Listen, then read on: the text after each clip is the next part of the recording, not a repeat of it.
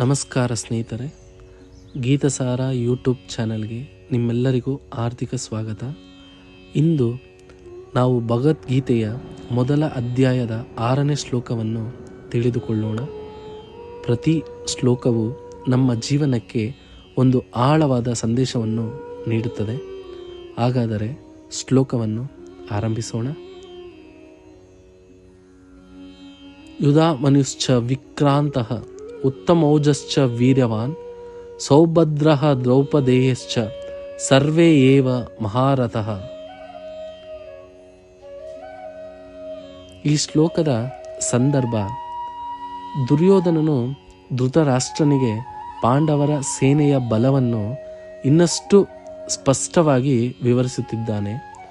5ನೇ ಶ್ಲೋಕದಲ್ಲಿ ಅನುಭವಯುತ ವೀರರನ್ನು ಹೇಳಿದನು. ಈ 6ನೇ ಶ್ಲೋಕದಲ್ಲಿ ಯುವ ಶಕ್ತಿ ಮತ್ತು ಮುಂದಿನ ಪೀಳಿಗೆಯ ಯೋಧರನ್ನು ಪರಿಚಯಿಸುತ್ತಾನೆ. ಯುಧಾಮನ್ಯು ಮತ್ತು ಉತ್ತಮೌಜ ಇವರು ಇಬ್ಬರು ದ್ರುಪದನ ಪರವಾಗಿ ಹೋರಾಡಿದ ಶ್ರೇಷ್ಠ ಯೋಧರು. ಯುಧಾಮನ್ಯು ಯುದ್ಧದಲ್ಲಿ ಭಯವಿಲ್ಲದ ಧೈರ್ಯ, ಉತ್ತಮೌಜ ಅಪಾರ ಶಕ್ತಿ ಮತ್ತು ಆತ್ಮವಿಶ್ವಾಸ. ಇದರಿಂದ ಸಂದೇಶ, ಧರ್ಮದ ಪಕ್ಕದಲ್ಲಿ ನಿಲ್ಲುವ ಧೈರ್ಯವೇ ನಿಜವಾದ ಶಕ್ತಿ. ಸೌಭದ್ರಃ ಅಭಿಮನ್ಯು, ಈ ಶ್ಲೋಕದ ಅತ್ಯಂತ ಭಾವನಾತ್ಮಕ ಹೆಸರು ಅಭಿಮನ್ಯು. ಯುವ ಯೋಧ, ಅಪಾರ ಧೈರ್ಯ, ಅನುಭವಕ್ಕಿಂತ ಧರ್ಮ ದೊಡ್ಡದು ಎಂಬುದಕ್ಕೆ ಉದಾಹರಣೆ. ವಯಸ್ಸು ಕಡಿಮೆ ಆದರೂ ಧರ್ಮಕ್ಕೆ ನಿಂತರೆ ವ್ಯಕ್ತಿ ಮಹಾನ್ ಆಗಬಹುದು. ಇದು ಯುವಕರಿಗೆ ಗೀತೆಯ ದೊಡ್ಡ ಸಂದೇಶ. ದ್ರೌಪದೇಯ, ದ್ರೌಪದಿಯ ಪುತ್ರರು.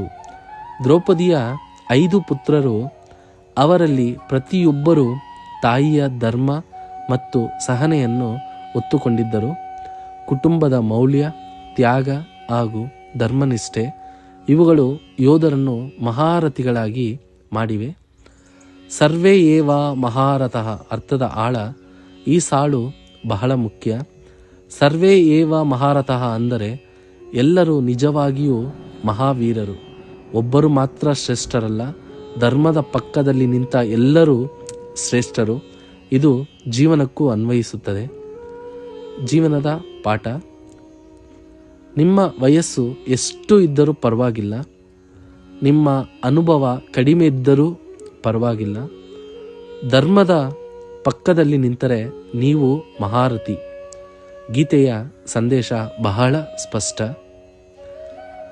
ಸ್ನೇಹಿತರೆ, ಇಂದಿನ ಶ್ಲೋಕ ನಮಗೆ ಹೇಳುವುದು, ಯುವ ಶಕ್ತಿ ಮತ್ತು ಧರ್ಮ ಸೇರಿದಾಗ ಅಸಾಧ್ಯವೂ ಸಾಧ್ಯವಾಗುತ್ತದೆ.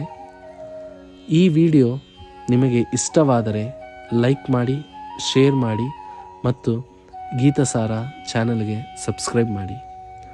ಒಂದು ಶ್ಲೋಕ, ಒಂದು ಚಿಂತನೆ, ಒಂದು ಜೀವನ ಬದಲಾವಣೆ. ಹರೇ ಕೃಷ್ಣ.